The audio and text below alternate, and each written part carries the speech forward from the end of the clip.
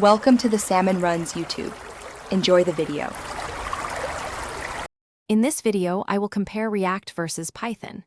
It's important to understand that React is a JavaScript library, specifically designed for crafting dynamic and interactive user interfaces on the front end.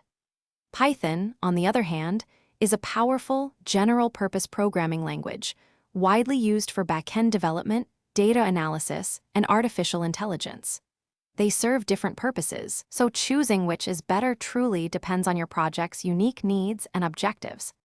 React shines as a front-end powerhouse, particularly for creating highly interactive and dynamic user interfaces.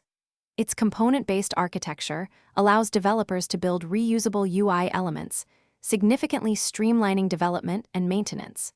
The virtual DOM is a key feature, optimizing performance by efficiently updating only necessary parts of the page.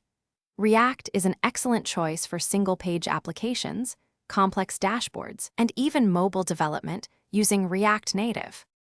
Python truly excels in backend development, powering the server-side logic of countless web applications through frameworks like Django and Flask. Beyond web, it's the undisputed champion in data science, machine learning, and artificial intelligence, thanks to its rich ecosystem of libraries.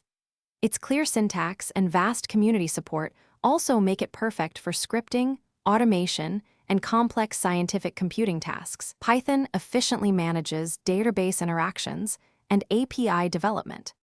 When making your choice, remember that if your primary goal is to build a dynamic and engaging user interface for the web, React is your go-to. However, for robust backend logic, extensive data processing, or advanced AI capabilities, Python stands out. Often, the most powerful solutions combine both, with React handling the client-side experience and Python managing the server-side operations. Always consider your project's unique needs, your team's skills, and future scalability. Thanks for watching. Consider subscribing if we helped you.